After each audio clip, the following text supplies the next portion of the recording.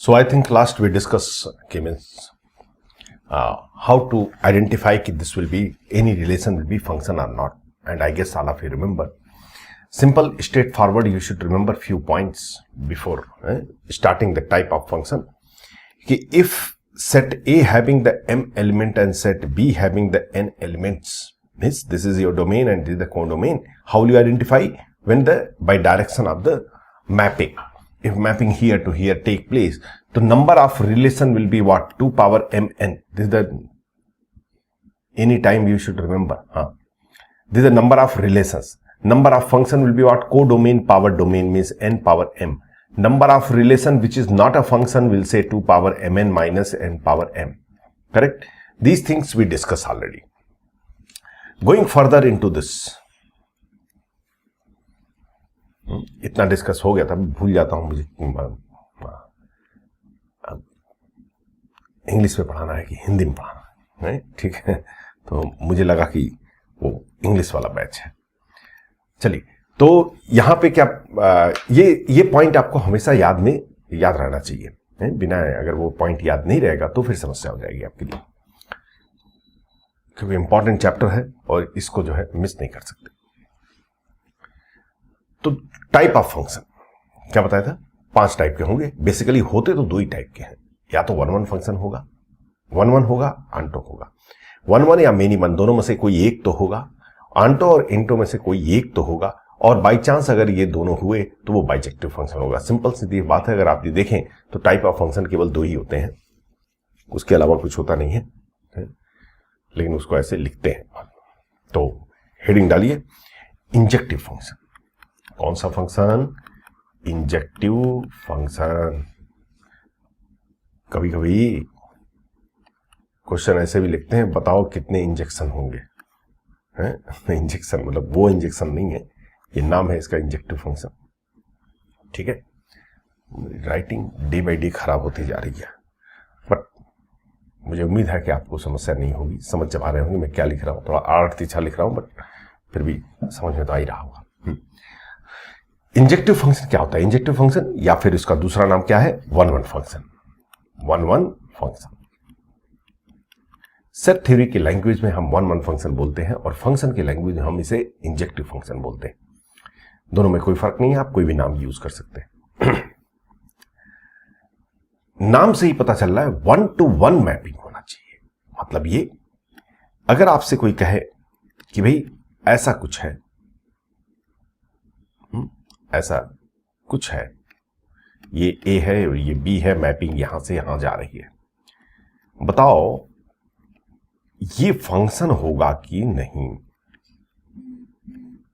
कौन सा?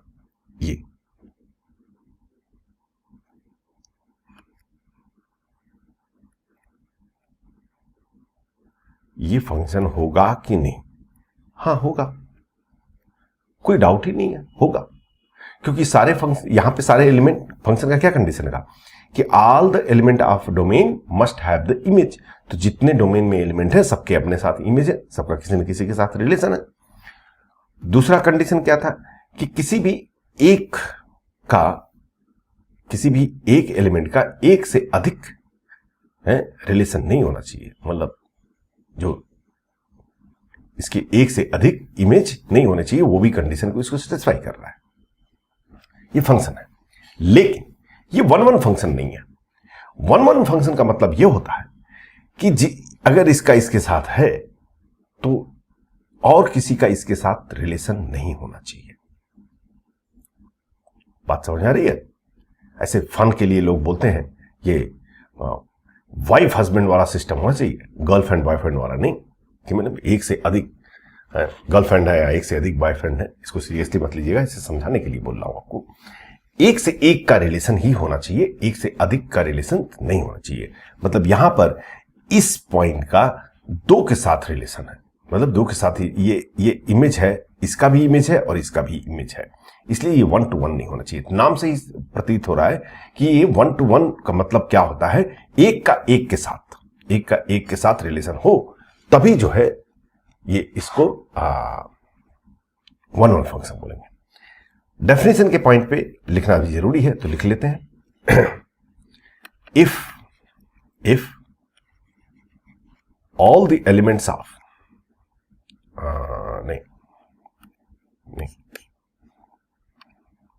if every element of domain have unique image, then it will be called as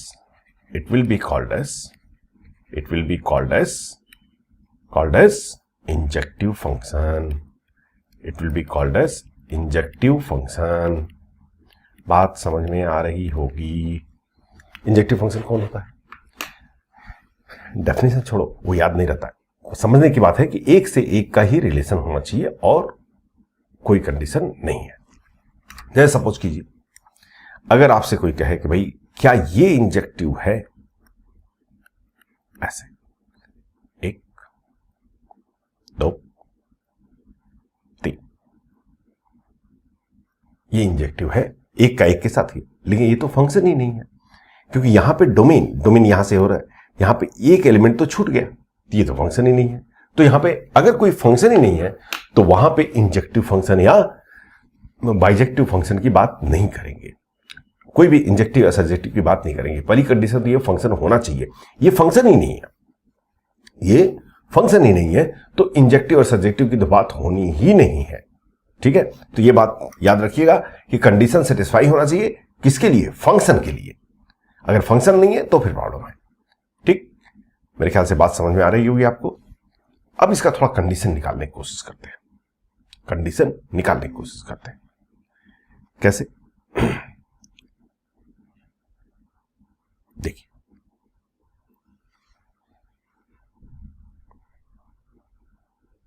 क्या हो रहा है समझ में नहीं आ रहा मुझे. ओ भाई,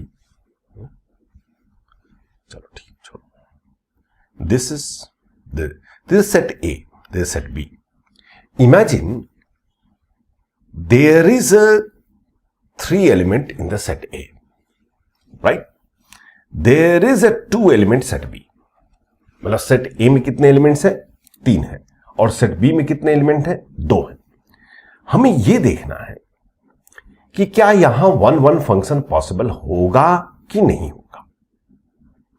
1-1 फंक्शन पॉसिबल होगा कि नहीं होगा, यह हमें चेक करना है. ए से बी में देख लेते हैं. सपोज कर लीजिए ये किसी एक के साथ इंगेज हो गया. अब ये इसके साथ तो इंगेज नहीं हो सकता भाई साहब, इसके साथ इंगेज नहीं हो सकता क्योंकि यूनिक होना चाहिए. तो ये कहेगा भाई एक ही बचा है, लो इसे मैं भी खा लेता हूं. गया. अब ये इसके साथ प्रॉब्लम है. अब यहां पे कोई एलिमेंट सेपरेट बचा नहीं है, तो इसके पास एक ही ऑप्शन है कि ये किसी और की गर्लफ्रेंड के साथ इंगेज हो जाए. बट ऐसा चांस हो गया तो ये 1-1 नहीं होगा. और अगर आपने ऐसा नहीं किया तो ये फंक्शन नहीं होगा. तो मतलब ये है कि यहां पे कभी भी कोई भी 1-1 फंक्शन पॉसिबल नहीं होगा. तो पहला कंडीशन ये है 1-1 फंक्शन के लिए कि number of element in the set B must be bigger than the number are equal to number of element in set B A. यहां पे एलिमेंट्स डोमेन के एलिमेंट से ज्यादा होना चाहिए या बराबर होना चाहिए, कम नहीं होना चाहिए. क्योंकि भाई अगर यहां कहते हैं, हम सपोज कर लीजिए यहां कह दिया हमने 10 एलिमेंट्स हैं. कितने एलिमेंट हैं? 10. तो ये हर एलिमेंट बोलेगा मुझे एक अलग इमेज चाहिए, मुझे एक अलग इमेज. तो मिनिमम कितने इमेज होने चाहिए? 10 इमेज तो होने ही चाहिए ना. तो जो सेट बी है उसमें कम से कम 10 एलिमेंट होने चाहिए. अगर बाई चांस 9 हो गया तो क्या हो जाएगा? 1-1 फंक्शन पॉसिबल नहीं होगा. अगर आपने जबरदस्ती फंक्शन बनाने की कोशिश की तो वो 1-1 नहीं रहेगा. ठीक है, तो यहां पे कम से कम 10 होना चाहिए. हाँ, 11 हो आई एम हैप्पी, 12 हो आई एम हैप्पी, 100 हो आई एम हैप्पी, बट 9 नहीं होना चाहिए. कुछ बात समझ में आ रही? हेलो, कुछ बात समझ में आ रही है? हाँ, तो यहां पे मिनिमम 10 होने चाहिए.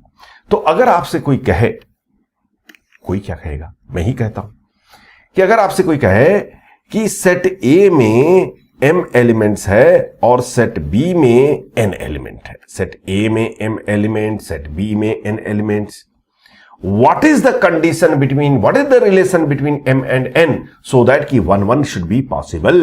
तो I will say simple condition कि m should be less than or equal to n. क्यों?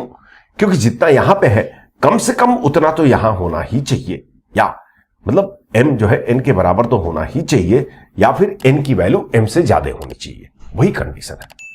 कुछ बात समझ में आ रही? हाँ. तो जब भी कभी 1 1 फंक्शन के नंबर्स की बात करते हैं तो ये कंडीशन तो सेटिस्फाई होना चाहिए. अगर ये कंडीशन फेल हो गया, सपोज कर लीजिए कि यहां पे कोई 10 है और यहां पे 8 है, तो फिर हम कहेंगे number of 1 1 function 0. Number of 1 1 function 0, मतलब जितने भी फंक्शन होंगे, कितने फंक्शन होंगे इसमें? 8 पावर 10. ये जितने भी फंक्शन होंगे वो सारे के सारे कौन से फंक्शन हो जाएंगे? मिनी वन हो जाएंगे. वहां पे 1 1 एक भी पॉसिबल नहीं होगा. आई एम श्योर कि able to understand all of you. कुछ बात समझ में आ रही? हाँ. अब देखिए, वो बात तो ठीक हो गई भाई, वो ये मैं लिखवा दूंगा, चिंता मत कीजिए आप. सपोज कर लीजिए, ठीक है भाई, हमने कंडीशन को सेटिस्फाई कर दिया, हमने कंडीशन को सेटिस्फाई कर दिया और हमारे पास ऐसा मैंने सेट तैयार किया जिसमें सारे कंडीशन सेटिस्फाई हो रहे हैं. जैसे सपोज कर लीजिए ए है, ये बी है, मैपिंग ए से बी की तरफ हो रही है.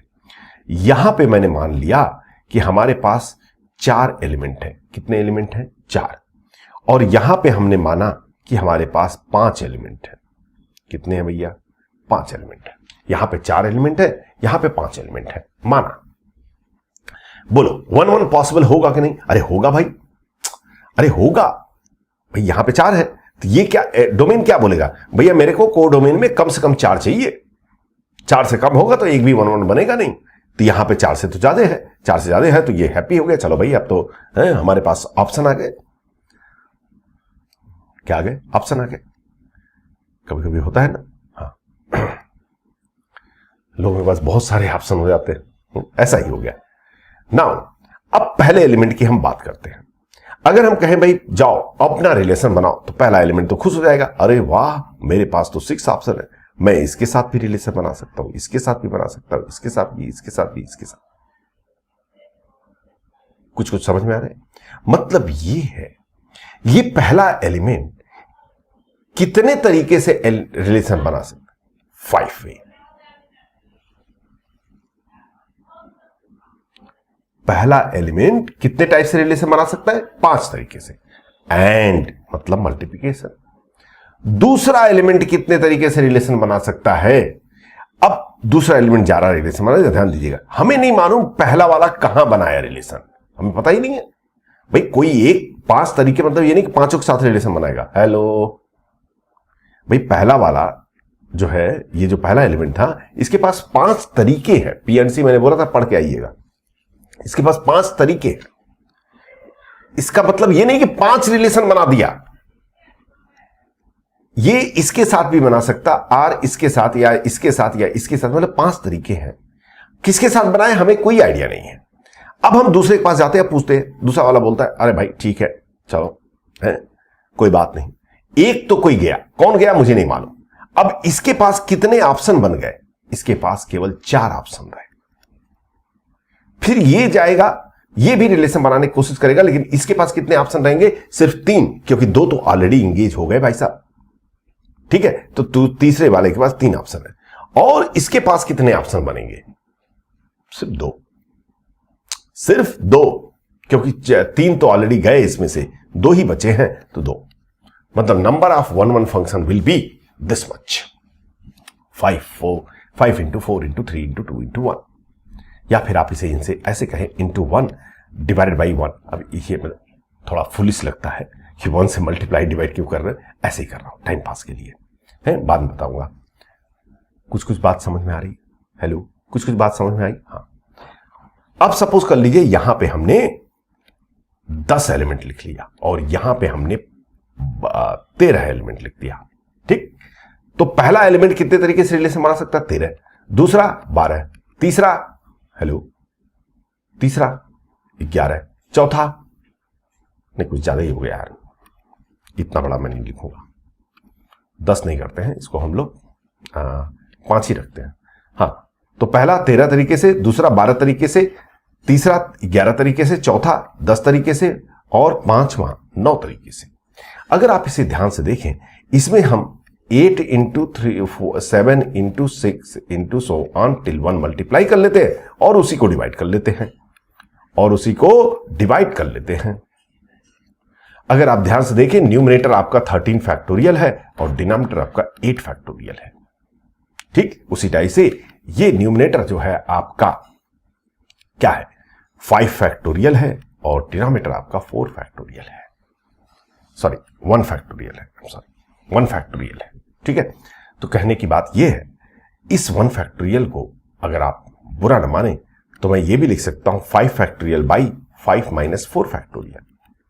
इसको भी मैं ऐसे लिख सकता हूं 13 बाई फैक्टोरियल को 13 फैक्टोरियल बाई 13 माइनस 5 फैक्टोरियल, या फिर यूं कहे ये है आपका 13p5 और ये कहे 5p4।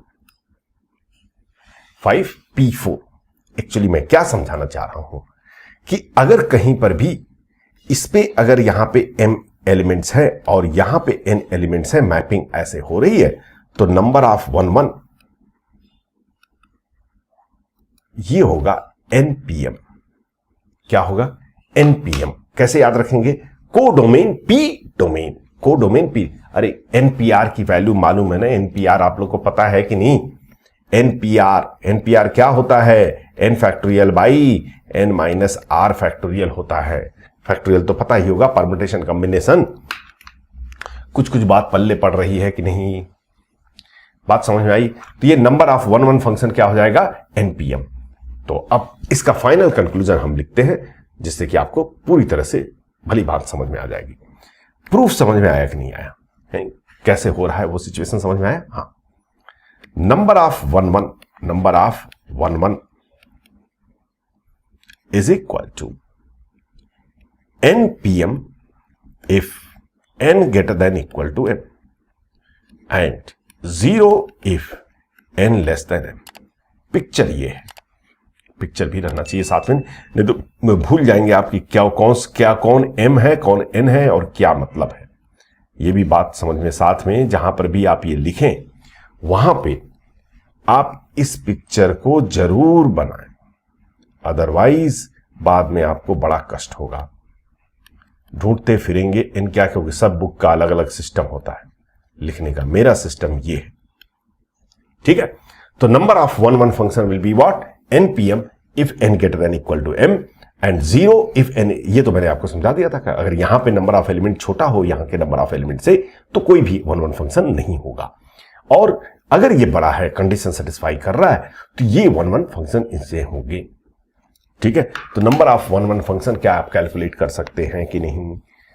ठीक है, अगर आपने परम्यूटेशन कॉम्बिनेशन आपको आता है तो मैं आपको दूसरे तरीके से बता सकता हूं, बहुत सिंपल तरीके से। उतना ज्यादा लफड़ा करना ही नहीं है, उतना ज्यादा लफड़ा नहीं करना है। मुझे नहीं मालूम आपको आता है कि नहीं आता है, इसलिए मैंने बेसिक से ले गए।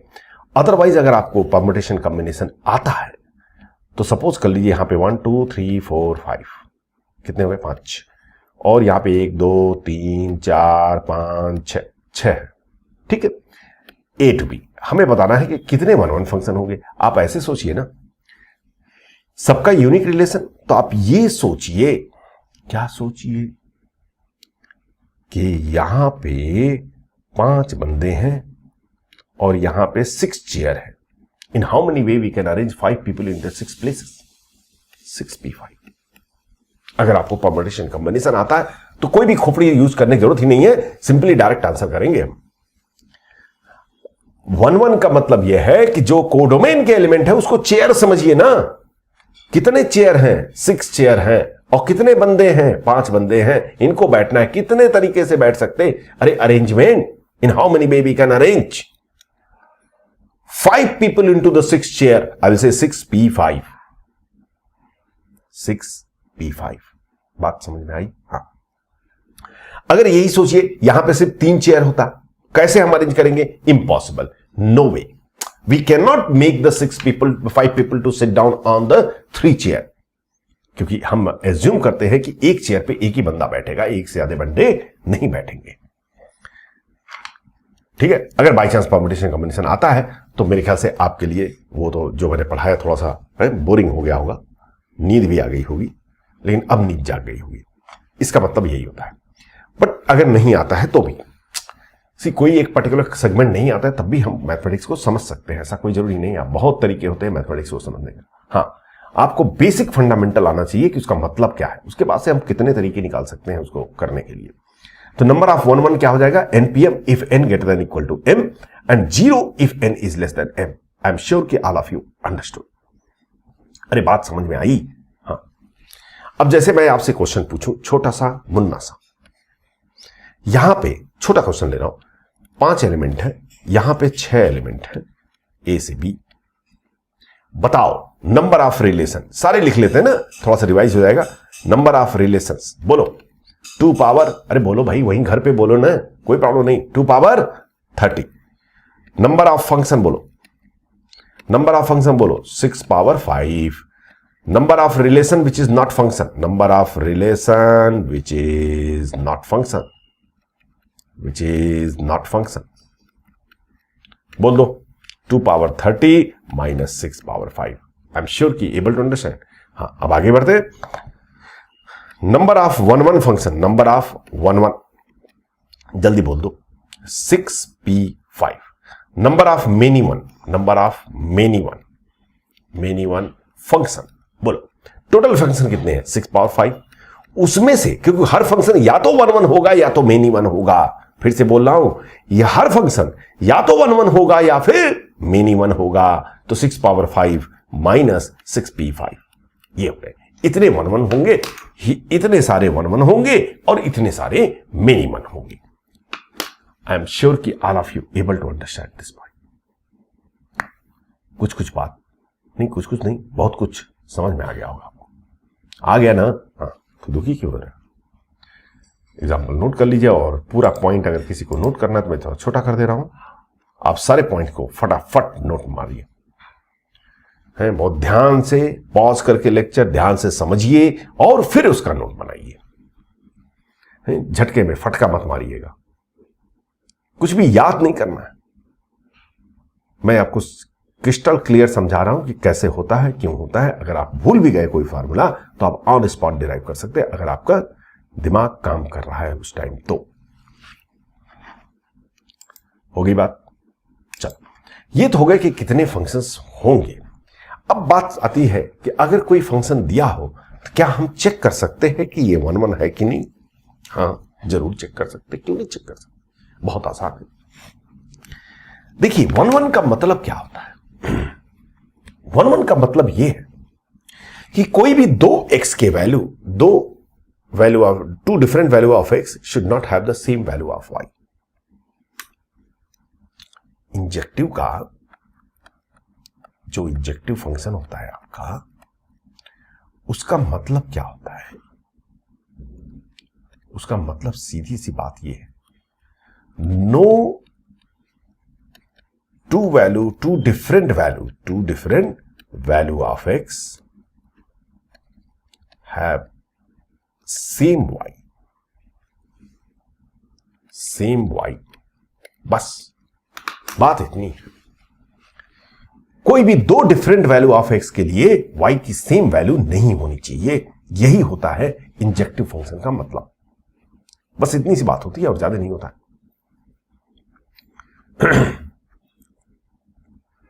अरे कुछ बात पल्ले पड़ी। हाँ, तो सर क्या करें इसके लिए? जब भी आपको फंक्शन दिया जाएगा तो 1 1 मैथमेटिकली कैसे चेक करेंगे, मैं आपको 2 मेथड बताने की कोशिश कर रहा हूं। एक तो यह बहुत ओल्ड मेथड, बट वो कंसेप्ट क्लियर करता है। दूसरा,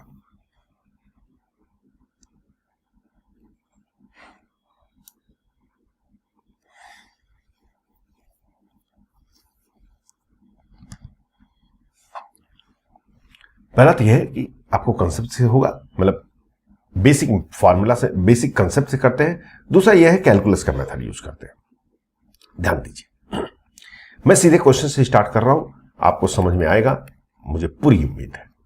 जैसे ये कहा जाए कि if fx equal to x square and f r to r then check f is 1 1 or not। मैं थोड़ा सा लेंदी मेथड से करने जा रहा हूं क्योंकि मैं चाहता हूं कि आप पूरा डीप समझ में आ जाए आपको, है? उसके बाद से ये सारे क्वेश्चन ओरल है। 1 1 फंक्शन चेक करना बहुत सबसे आसान काम होता है जिंदगी का। बिलीव कीजिए, आपको लगेगा हाँ कि सर वो तो बहुत इतना टाइम क्यों वेस्ट किया, बट ये जब टाइम हम 1-2 बार तो टाइम वेस्ट करेंगे तभी हमको जो है फंडामेंटल क्लियर होगा। मैं आपको उस बेस पे बता रहा हूं जिस बेस पे मुझे समझ में आता है, ठीक है। हाँ, f x equal to x square और एफ आर टू आर, तो आपके पास क्या क्या इंफॉर्मेशन है, फंक्शन क्या है वो हमें पता है, और डोमेन क्या है और को डोमेन क्या है वो भी पता है, ठीक। हमें चेक करना है कि एफ 1 1 है कि नहीं है। 1 1 के लिए सिंपल स्ट्रेट फॉरवर्ड एक छोटा सा कंडीशन है। वो क्या कंडीशन है? वो कंडीशन कहता है, क्या कहता है? वो जो छोटा सा कंडीशन है वो ये कहता है कि कोई भी दो डिफरेंट एक्स के लिए y की वैल्यू सेम नहीं होनी चाहिए। तो हम पहले इसको एज्यूम कर लेते हैं कि लेट f इज मेनी 1 1 नहीं, मेनी 1 एज्यूम कर लेते हैं। अगर ये मेनी 1 है, मतलब ये 1 1 नहीं है, तो 100% श्योर कम से कम 2x की ऐसी वैल्यू होगी जिसके लिए y सेम होगा। 2x की डिफरेंट वैल्यू होंगी जिसके लिए y सेम होगा कि नहीं होगा? ठीक है। हाँ, तो अब ये एज्यूम कर लेते हैं कि late fx1 equal to fx2, मतलब ये 1 1 है नहीं है तो श्योरली x1 और x2 टू डिफरेंट ऐसी वैल्यू होंगी जिसके लिए fx1 इक्वल टू fx2 आ जाएगा। अगर इसको सॉल्व करने के बाद से x1 equal to x2 is the only solution, तो हम कहेंगे, कुछ लोग फेस बना रहे हैं, चलो तुमको नोट्स लिखा देता हूं तब, क्योंकि तुम लोग को आदत पड़ गई नोट्स लिखने का, तो तभी समझ में आएगा। मैं समझ गया आपकी बात, मुझे भावनाएं समझ में आ जाती है बच्चों की, आप चिंता मत कीजिए। इतने साल पढ़ाने के बाद से कम भावनाएं तो समझ में आएंगी ना, कि आपकी क्या भावना है।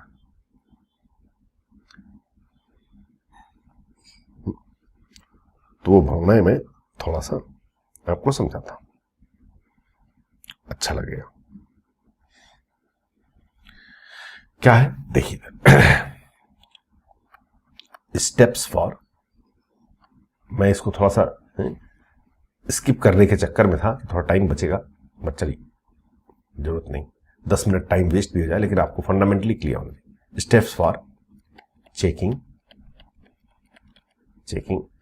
f is 1 1 or not, ठीक। पहला step, assume f is many 1, ठीक। पहले उसको हम एज्यूम कर लेते हैं कि f क्या है, मेनी 1 है। दूसरा स्टेप, अगर वो मेनी 1 है तो कम से कम 2x की ऐसी वैल्यू होगी जिसके लिए y सेम होगा। भाई अगर वो मेनी 1 है तो कम से कम 2 ऐसे होंगे चंकू जो एक ही को मैच करेंगे,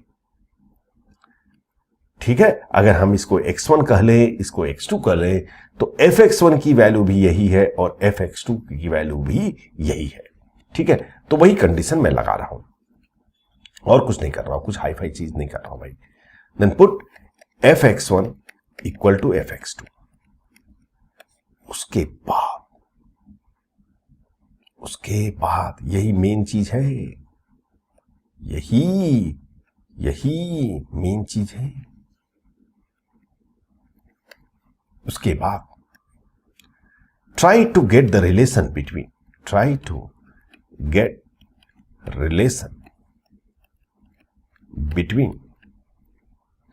x1 एंड x2। ये इक्वेशन एक बनेगा, उसमें x1 और x2 के रिलेशन निकालिए। दो possibility, if x1 equal to x2 is only solution, x1 equal to x2 is only solution, then simply say f is 1 1। क्यों भाई? सर क्यों कहेंगे? क्योंकि अगर x1 equal to x2 only solution, तो ये क्या बोल रहा है कि fx1 इक्वल टू fx2 तभी होगा जब x1 इक्वल टू x2 होगा। मतलब दो डिफरेंट के लिए y सेम नहीं है, वो दोनों सेम ही है। ठीक है, तो इसका मतलब जो हमने एजम्पशन लिया था वो रॉन्ग है, और हमारा फंक्शन किस टाइप का फंक्शन है? 1-1 फंक्शन है। बोलो भाई, हमारा किस टाइप का फंक्शन है? 1-1 फंक्शन है। अब x1 इक्वल टू x2 तो हमेशा आएगा, उसमें कोई डाउट नहीं है, उसमें कोई डाउट नहीं है। If x1 equal to x2 is not only solution, is not only solution, मतलब इसके अलावा और कोई भी रिलेशन है x1 और x2 के बीच में। हो सकता है x1 इक्वल टू 2x2 आ जाए, हो सकता है x1 इक्वल टू 3x2 आ जाए, तो इसका मतलब इसके दोनों के बीच में कोई और रिलेशन भी है। अगर कोई और रिलेशन भी है तो हमारा एजम्पशन ट्रू है, और हम कहेंगे f इज मेनी वन।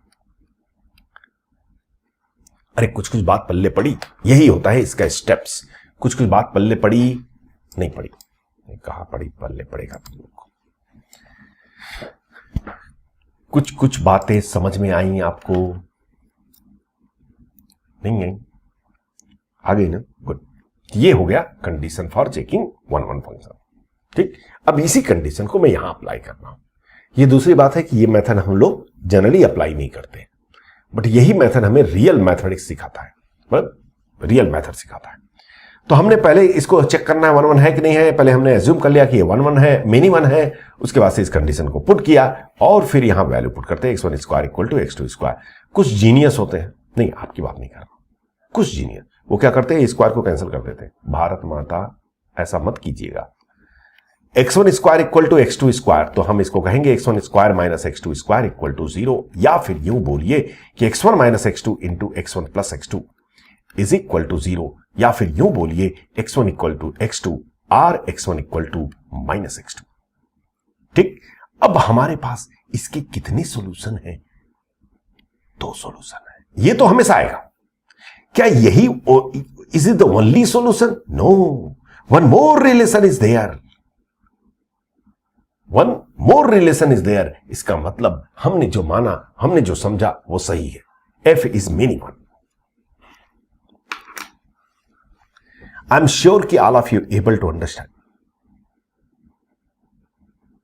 बात समझ में आ गई? तो हमारा जो फंक्शन है वो मेनी वन है, साफ सी बात है, मेनी वन है। यहां पे देख लीजिए भाई, x इक्वल टू 1 पुट करो तो f y की वैल्यू 1 आएगी, x इक्वल टू -1 पुट करो तो वह तब भी y की वैल्यू 1 आएगी है। तो ये पूरे के पूरे मैपिंग चल रहे हैं। ठीक है, मेथड समझ में आया, क्लियरिटी हुई, दिमाग के क्या बोलते हैं, दिमाग के पन्ने खुले। गुड। अरे वो तो मैं ऐसे ही माहौल को हल्का कर रहा था भाई। नोट कर लीजिए अगर किसी को नोट करना है, पॉज करके। भाई बीच बीच में माहौल हल्का होना चाहिए ना। पढ़ाई जरूरी है, बट स्ट्रेस में पढ़ाई जरूरी नहीं है। बहुत रिलैक्स होके, अंडरस्टैंड होकर के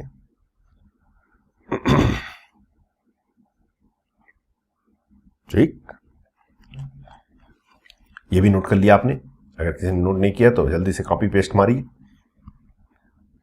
कुछ लोग को मैंने पहले के लेक्चरों में मतलब एक बात बता रहा हूं, बच्चों को बोलता हूं ये कॉपी पेस्ट कर लो। तो आजकल के जो बच्चे होते हैं ना, वो बड़े चालाक होते हैं। वो क्या करते हैं, मारते हैं फटाक से स्क्रीनशॉट। वो कॉपी किताब लेके बैठते ही नहीं है। वो क्या करते हैं, जैसे भी नोट्स बना ना, कंप्यूटर में होता है ना कुछ स्क्रीनशॉट लेने का होता है ना। नहीं, मुझे तो कंप्यूटर आता नहीं भाई, हमें तो बता दिया गया इसको ऐसे करो, ऐसे करो, तो मैं कर ले रहा हूं। तो वो क्या करते हैं, स्क्रीनशॉट ले लेते हैं फटाक से, और उनका स्क्रीनशॉट को फोल्डर में जमा करके, अच्छा ये फंक्शन का नोट्स है, ये लिमिट का नोट है, ये इसका नोट है, ये इसका नोट है, और रख देते हैं। और होता क्या है लास्ट में, जब वो उसको ओपन करते हैं तो उनकी हालत खराब हो जाती है, कुछ भी समझ में नहीं आता है। तो कृपया करके आप मेरे नोट्स को कॉपी कीजिए, बट समझ के साथ अपने लैंग्वेज में कीजिए। आपका नोट्स आपके लैंग्वेज में होना चाहिए, मेरी लैंग्वेज में नहीं होना चाहिए। मेरी लैंग्वेज का नोट मुझे समझ में आएगा, इसलिए पेन पेपर यूज कीजिए। ऐसा नहीं कि वर्चुअल क्लास का मतलब वर्चुअल नोट्स भी हो जाए, सब कुछ वर्चुअल हो जाए और दिमाग में वर्चुअल हो जाए, ऐसा मत कीजिएगा। कॉपी पेस्ट का मतलब ये नहीं होता है स्क्रीनशॉट लेना, या कॉपी पेस्ट का मतलब ये भी नहीं होता कि जो स्क्रीन में देख रहे हैं दूसरे मोबाइल से हो रहा है टचाक फोटो खींच लिया, वो भी नहीं होता है। हाँ ठीक, चलिए एक छोटा सा और क्वेश्चन कर लेते हैं, फिर बात आगे बढ़ जाएगी, क्योंकि ये मेथड तो हम ज्यादा यूज नहीं करते हैं, बट यही मेथड हमें सिखाता है कि ये fx equal to x cube, fx equal to x cube where f belongs r to r। इसका मतलब समझ में आ रहा है ना आपको? हाँ, ये हमें चेक करना है भाई 1 1 है कि नहीं है। हमने एज्यूम कर लिया कि f is many one, f is many one, तो इसका मतलब ये हो गया कि fx1 must be equal to fx2 and I am assuming कि x1 and x2 are different. तो इसको पुट किया, x1 cube equal to x2 cube आ गया, जरूर आ गया, क्यों नहीं आएगा। ठीक, अब इसको एक साइड लेके जाते हैं और इसको फैक्टराइज करने की कोशिश करते हैं, तो हमारे पास आ गया x1 square plus x1 x2 plus x2 square, शायद यही होगा अगर मैंने गलती नहीं किया, a क्यूब मैंने b क्यूब फार्मूला लगा दिया।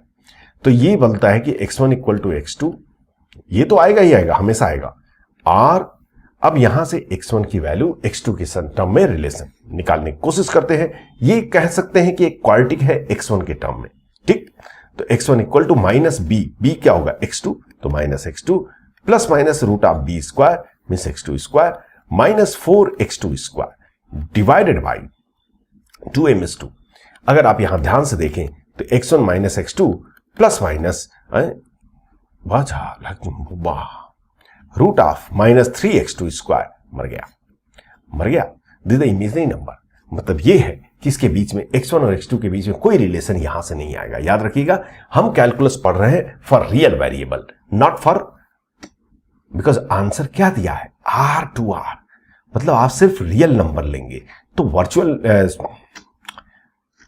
क्या बोलते हैं इसको, हाँ, इमेजिनरी नंबर तो आना ही नहीं चाहिए, तो मतलब ये रिलेशन वैलिड नहीं होगा, तो मतलब इसके पास कोई सॉल्यूशन नहीं, यहां से नो सॉल्यूशन। तो हमारे पास सिर्फ एक सॉल्यूशन आ रहा है, सिर्फ x1 इक्वल टू x2। अब मैंने क्या बोला था, जबकि x1 equal to x2 is the only solution, तो उसको हम बोलेंगे कि ये 1 1 फंक्शन होगा। जो हमने एजम्पशन लिया था वो रॉन्ग है। कुछ बात पल्ले पड़ी, हेलो, कुछ बात पल्ले पड़ी। हाँ, अरे ठीक है भाई, कुछ लोग तो दुखी हो जाते हैं जब ठीक हो जाता है, ज्यादा ठीक हो गया तो भी दुखी हो जाते हैं कि सर क्यों ठीक हो गया। करेक्ट, राइट, आगे बढ़ जाते हैं। आगे ही तो बढ़ रहे सर, पीछे कहां बढ़े हम, नहीं बढ़ जाते हैं।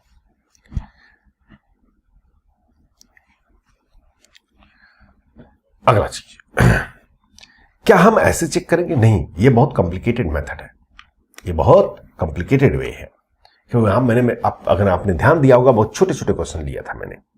बहुत कॉम्प्लिकेटेड आ जाएगा, थोड़ा डिफिकल्ट हो जाता है। क्या this method is sufficient to solve any kind of question, but ये करता है कि टाइम ले लेता है, कंज्यूम कर देता है टाइम। ये सिर्फ समझने के लिए जरूरी है कि क्या हो रहा है, इनसाइड स्टोरी क्या है इसकी, वो बात अब हमें समझ में आ गई। अब हम इसको दूसरे तरीके से ग्राफिकली समझते हैं, जो कि one of the my favourite वे। इसको ग्राफिकली समझने की कोशिश करते हैं। चलो भाई, करते हैं कोशिश, इसमें कौन सी बड़ी बात है भाई। 1 1 फंक्शन का मतलब क्या है? 1 1 फंक्शन का मतलब यह है कि y रिपीट नहीं होना चाहिए, y रिपीट नहीं होना चाहिए, y रिपीट नहीं होना चाहिए, y रिपीट नहीं होना चाहिए। यही होता है 1 1 का मतलब, साफ सी बात है। मतलब यह है कि ग्राफ अगर ऊपर जा रहा था ये ऊपर ही जाएगा, नीचे नहीं आना चाहिए, क्योंकि जैसे ही नीचे आएगा y रिपीट हो जाएगा। अरे अगर भाई साहब यहां पे एक रोड है, ये यहां बहुत सारे शॉप है, टिचिक टिचिक टिचिक टिचिक टिचिक टिचिक टिचिक टिचिक, एक आदमी यहां से दौड़े जा रहा है, ये बोल रहा है दौड़ते रहे भाई, ऐसे दौड़ना कि कोई भी शॉप फिर से रिपीट नहीं आपको दिखाई नहीं देनी चाहिए, तो आप सीधे दौड़ते जाओगे, आप घूमोगे नहीं। अगर आपने टर्न ले लिया तो जो शॉप आप देख चुके हैं वो फिर से देखेंगे। अरे देखोगे कि नहीं, शॉप मतलब कुछ लोग सोच रहे हैं कोविड का टाइम है, शॉप घर में बैठ के बोर हो गए, शॉप की याद मत दिलाइए।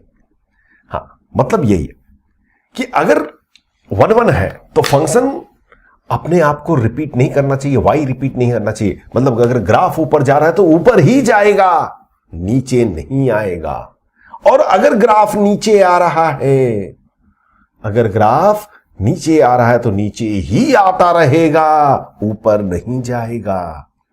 कहने की बात यह है कि कोई भी फंक्शन 1 1 तभी होता है जब या तो वो स्ट्रिक्टली इंक्रीजिंग हो या फिर स्ट्रिक्टली डिक्रीजिंग हो। इंक्रीजिंग और डिक्रीजिंग दोनों बिहेवियर नहीं होनी चाहिए, क्योंकि अगर इंक्रीजिंग और डिक्रीजिंग दोनों बिहेवियर हो गए, मतलब ये ग्राफ ऊपर जाके नीचे आ गया, तो आप ध्यान दीजिए ये जो है y की वैल्यू रिपीट हो जाएगी। सी देखिए, इस x के लिए भी वही y है, इस x के लिए भी वही है y है, मतलब y की वैल्यू रिपीट हो जाएगी। और जब y की वैल्यू रिपीट हो गई तो इसका मतलब ये 1 1 नहीं रहेगा। कुछ कुछ बात पल्ले पड़ रही है। स्ट्रिक्टली इंक्रीजिंग फंक्शन को कैलकुलस में कैसे रिप्रेजेंट करते हैं? वो इंटरवल जहां पे f' greater than 0। Strictly decreasing का मतलब है f' लेस देन 0।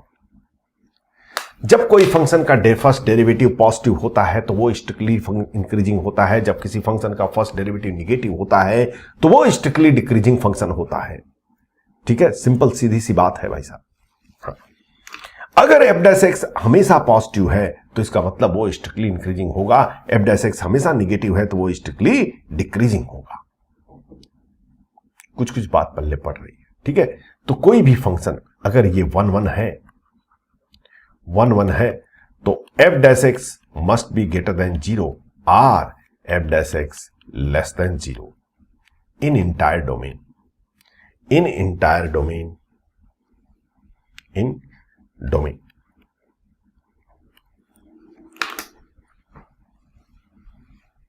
कुछ कुछ बात समझ आई? f' फाइंड कीजिए और उसे चेक कीजिए कि f' हमेशा पॉजिटिव है क्या। अगर f' हमेशा पॉजिटिव है तो इसका मतलब यह हो गया कि फंक्शन स्ट्रिक्टली इंक्रीजिंग है और फंक्शन 1 1 हो जाएगा। क्या f' हमेशा निगेटिव है? अगर f' हमेशा निगेटिव है तो इसका मतलब यह हो गया कि फंक्शन स्ट्रिक्टली डिक्रीजिंग हो जाएगा और ये 1 1 हो जाएगा। और अगर f' पॉजिटिव भी हो सकता है और निगेटिव भी हो सकता है तो इसका मतलब यह है कि वो इंक्रीजिंग भी है और डिक्रीजिंग भी है, तो ये 1 1 नहीं होगा और वो मिनी 1 हो जाएगा। आई एम श्योर कि all of you understood this point very clearly, note confusion. ठीक है, जैसे वही क्वेश्चन जो हम लोगों ने अभी तक किया है कि अगर आपसे कोई पूछे f(x = x² f(r)(r), बताओ ये इंक्रीजिंग है कि डिक्रीज, 1 1 है कि डिक्रीजिंग, मिनी 1 है, हम सीधे f' फाइंड करेंगे और f' हमारे पास 2x आ गया, f' हमारे पास 2x आ गया। अब बताओ क्या कह सकते हो आप कि 2x हमेशा पॉजिटिव होगा? नहीं, 2x पॉजिटिव भी हो सकता है, निगेटिव भी हो सकता है। हाँ, 0 भी होगा, एक पॉइंट पे 0 होगा, एक पॉइंट से कोई मतलब नहीं होता है। कभी कभी बच्चे सोचते हैं सर f' 0 भी तो हो सकता है, होने दो, कोई फर्क नहीं पड़ता, वही एक पॉइंट पे है। हमेशा याद रखिए इंक्रीजिंग और डिक्रीजिंग बिहेवियर इंटरवल में चेक किया जाता है, पॉइंट पे चेक नहीं किया जाता है, पॉइंट पे चेक नहीं किया जाता। अब अगर आपसे कोई कहे कि f' is 0 for x = a, बताओ इंक्रीजिंग डिक्रीजिंग, कुछ भी हो सकता है, क्योंकि आप किसी एक पॉइंट पे बोल रहे हो ना, एक पॉइंट पे f' तो 0 हो ही सकता है ना, उसमें कौन सी बड़ी बात है। ठीक है, तो याद रखिए पॉइंट पे कभी साइन चेक नहीं करते, हमेशा इंटरवल में चेक करते हैं। तो ये मेरे कहने का मतलब ये है कि यहां पे ये पॉजिटिव भी हो सकता है और नेगेटिव भी हो सकता है, मतलब ये इंक्रीजिंग भी है, डिक्रीजिंग भी है, मतलब ये है कि ये मिनी 1 फंक्शन है। कैसा फंक्शन है? मिनी 1 फंक्शन है। ठीक है, बट इसी क्वेश्चन को थोड़ा मैं मॉडिफाई कर, आप नोट कर लीजिए पहले पॉज करके, थोड़ा सा मॉडिफाई कर लो, थोड़ा इंटरेस्टिंग बनाने के लिए, थोड़ा इंटरेस्टिंग बनाने के लिए। सपोज कर लीजिए वही क्वेश्चन सेम, कोई डिफरेंस नहीं है, f(x = x² if f r positive to r। अब बताना है हमें, चलिए कोई बात नहीं, f' हमने निकाला 2x, अब 2x क्या होगा? हमने क्या कहा है, आप डोमेन में चेक करेंगे। डोमेन तो केवल पॉजिटिव नंबर है, मतलब x तो हमेशा पॉजिटिव है, जब x हमेशा पॉजिटिव है तो 2x भी हमेशा पॉजिटिव होगा, मतलब ये स्ट्रिक्टली इंक्रीजिंग हो गया, इसका मतलब ये 1 1 हो गया। देखिए वही फंक्शन, बट मैंने थोड़ा सा डोमेन में मॉडिफिकेशन किया, तो जो पहले मेनी 1 था अब वो 1 1 हो गया। कैसे हो गया, अब मैं आपको इसकी भली भांति चीजें समझाऊंगा। जब मैंने कहा था डोमेन ऑल रियल नंबर है, तो उसका ग्राफ कुछ यूं बन गया। अरे ठीक है ना, उसका ग्राफ क्यों कुछ यूं बन गया ऐसे। जब मैंने कहा आर पॉजिटिव टू आर, मतलब यह है कि आपका डोमेन सिर्फ आर पॉजिटिव है, मतलब ग्राफ कुछ यूं बनेगा। अब देखिए ध्यान से, यहां पे डिक्रीजिंग और इंक्रीजिंग दोनों है और वाई रिपीट हो रहा है, बट यहां पे सिर्फ इंक्रीजिंग है, क्योंकि आप इस साइड तो जा ही नहीं सकते, क्योंकि डोमेन रेस्ट्रिक्टेड डोमेन है। आपको सिर्फ आर पॉजिटिव के लिए बनाना है ग्राफ। कुछ कुछ बात पल्ले पड़ी, हेलो, हाँ, तो ऐसे होता है। बहुत छोटा सा चीज होता है, बहुत कुछ डिफिकल्टी नहीं है, आपको घबराने की जरूरत नहीं है। फंडामेंटली क्लियर है तो हो जाएगा, एकदम डरने का नहीं। हाँ, चलिए और एक दो क्वेश्चन देखते हैं। सपोज कर लीजिए क्वेश्चन आता है कि find a if fx equal to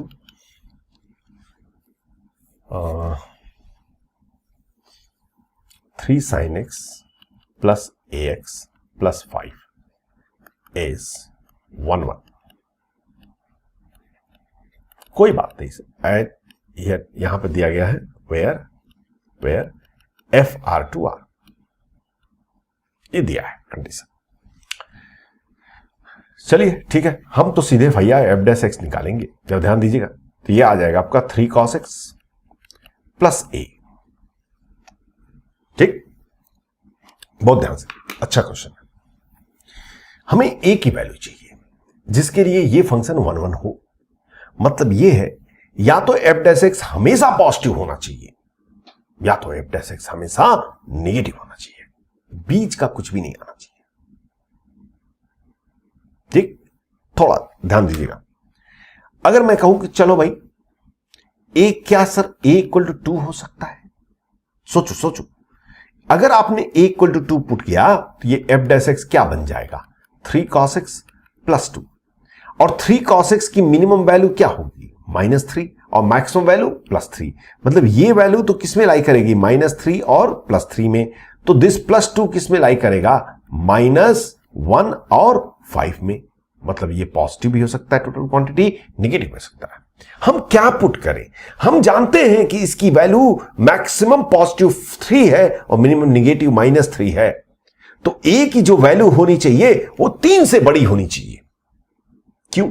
अगर ये 3 से बड़ी होगी तो ये कुछ भी हो, होल क्वांटिटी तो हमेशा पॉजिटिव होगा। और या फिर ए की वैल्यू -3 से नीचे हो, -3 से नीचे हो तो इसकी कुछ भी वैल्यू हो तो होल वैल्यू नेगेटिव होगी। कुछ लोग को तो सांप सूंघ गया भाई साहब, कुछ लोग को सांप सूंघ गया। ये क्या हो गया भाई? हमें वो ए की वो वैल्यू चाहिए। जब आप ए को 2 पुट कर रहे हैं, ध्यान दीजिए, तो एफ डैश एक्स क्या आ गया आपका? 3 cos x प्लस 2 आ गया। इसको छोड़ो, ये क्वांटिटी क्या कभी भी निगेटिव नहीं होगी? नहीं होगी। ये निगेटिव भी हो सकती है, पॉजिटिव भी हो सकती है। ये निगेटिव भी हो सकती है और पॉजिटिव भी हो सकती है, इसलिए ए को 2 पुट नहीं किया मैंने। अगर मैं ए को सपोज कर लीजिए 4 पुट कर दूं, अब ये cos x कुछ भी हो, हमें क्या, ये क्वांटिटी हमेशा पॉजिटिव होगी। ये क्वांटिटी हमेशा पॉजिटिव होगी। मतलब कहने की बात यह है, ए इसके मैक्सिमम से या तो ज्यादा हो या ए मिनिमम से छोटी हो। Simple straight forward. अगर यहां पे वेरिएबल आ रहा है तो इसकी वो वैल्यू सेलेक्ट कीजिए, या तो ये इसके मैक्सिमम से ज्यादा हो या फिर ये इसके मिनिमम से कम हो। तो मतलब ये होगा कि ए या तो लेस देन इक्वल टू -3 होना चाहिए या फिर ए ग्रेटर देन इक्वल टू 3 होना चाहिए। हो सकता है आपके मन में ये डाउट आए कि सर अगर आपने ए को 3 पुट कर दिया तो ये वैल्यू 0 भी हो सकती है। हां, 0 हो सकती है, लेकिन वो किसी पॉइंट पे होगी। पॉइंट पे 0 के लिए कोई रेस्ट्रिक्शन नहीं है। तो फाइनली हमारे पास आंसर हो गया -∞ to -3 union close bracket. Close bracket, अरे भाई क्लोज ब्रैकेट, ये कंप्यूटर भी अपना दिमाग लगाता है। हाँ, 3 to infinity। कुछ कुछ बातें समझ में आ रही है? हेलो, अरे कुछ कुछ बात समझ में आई? नहीं आई। ये था आपका 1-1 फंक्शन, या फिर कहिए इंजेक्टिव फंक्शन। ठीक है, क्वेश्चन करना होगा आपको, उसके लिए कोई और ऑप्शन नहीं है, क्वेश्चन तो करना ही पड़ेगा, क्वेश्चन करना ही पड़ेगा। तो अब हम लोग होमवर्क की चिंता करते हैं, और होमवर्क तो देने का मेरा काम है, चलिए देता हूं। नोट कीजिए,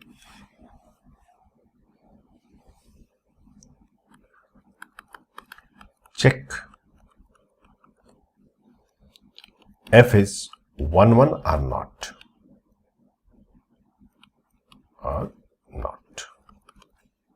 ठीक है। पहला question, fx equal to x into e power x। दूसरा question, fx equal to ln x। तीसरा क्वेश्चन, सारे में नहीं, यहां पे and f r to r, यहां पे f r positive to r, fx equal to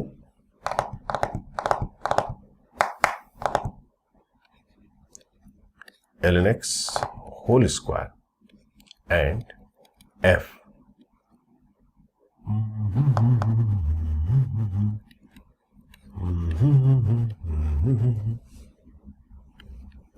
ये रहा चौथा question, fx equal to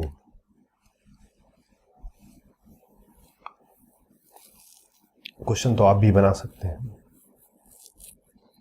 question तो आप भी बना सकते हैं।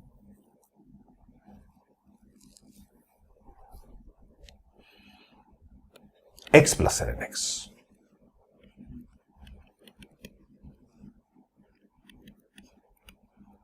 ठीक हो गया। दूसरा क्वेश्चन नोट कीजिए, find a if f is 1-1। Question ये है कि fx equal to 3 sin x plus 4 cos x plus एकदम सेम जो अभी कराया वैसे ही दे रहा हूं, बस जस्ट थोड़ा आप लोग को हैप्पी करने के लिए 2ax प्लस 7 ये एंड fr टू r। ये दोनों क्वेश्चन फटाफट, क्वेश्चन लेक्चर खत्म होने के बाद से फटाफट सॉल्व कीजिए और फटाफट भेज दीजिए, ठीक है। तो अगले क्लास में हम मिलते हैं, और अगला क्लास हमारा जो होगा उसमें हम पढ़ेंगे, इसको क्वेश्चन डिस्कस करेंगे, ऑफकोर्स 10 मिनट तो लगेगा। अगले क्लास में हम लोग सर्जेक्टिव फंक्शन करेंगे, मोस्ट प्रॉब्ली वो हम फंक्शन को बाय बाय कर देंगे अगले क्लास में। हो सकता है कि थोड़ा अगर कुछ छूट जाता है तो कोई बात नहीं, आधा क्लास और कर लेंगे, इतना जल्दी भी क्या है।